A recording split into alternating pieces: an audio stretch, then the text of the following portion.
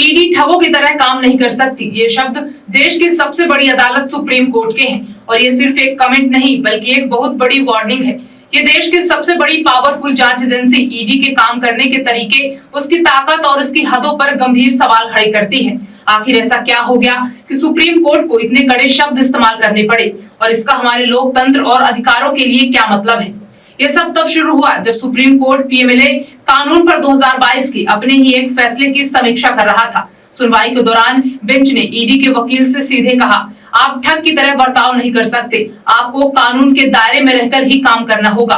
Court ने ED के बेहद खराब कन्विक्शन रेट पर भी गहरी चिंता जताई है। आंकड़ों के मुताबिक पिछले कुछ सालों में ईडी ने करीब 5000 मामले दर्ज किए, लेकिन सजा 1% से भी कम मामलों में हुई।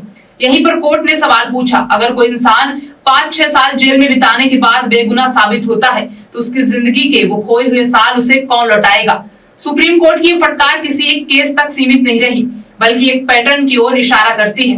अदालत ने खुद चिंता जताई है कि क्या जांच एजेंसियों का इस्तेमाल राजनीतिक लड़ाइयों को कोर्ट रूम में लाने के लिए हो रहा है। आंकड़े भी एक कहानी कहते हैं। पिछले कुछ सालों में ईडी के रडार पर आए ज्यादातर राजनेता विपक्षी दलों से ही रहे हैं। अब ये महज एक इत्तेफाक है या फिर एक सोची समझी रणनीति, इस पर पूरे देश में बहस छिड़ी हुई है।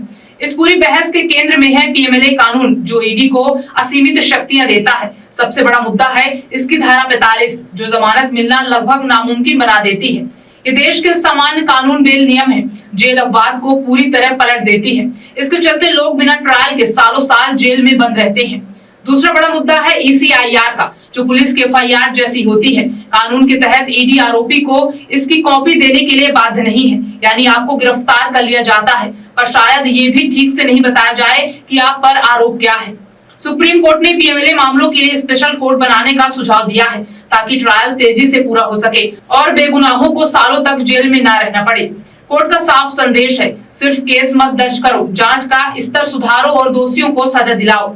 सबसे अहम बात यह है कि सुप्रीम कोर्ट पीएमएलए पर दिए अपने ही 2022 के फैसले की समीक्षा कर रहा है। इस समीक्षा का नतीजा ही भविष्य में ईडी की ताकतों का संतुलन तय करेगा। ताजा तरीन खबरों के लिए आप हमारे YouTube चैनल सुरमा भोपाली को सब्सक्राइब करें एवं शेयर करें। आप हमें Facebook, Instagram और X पर भी फॉलो कर सकते हैं।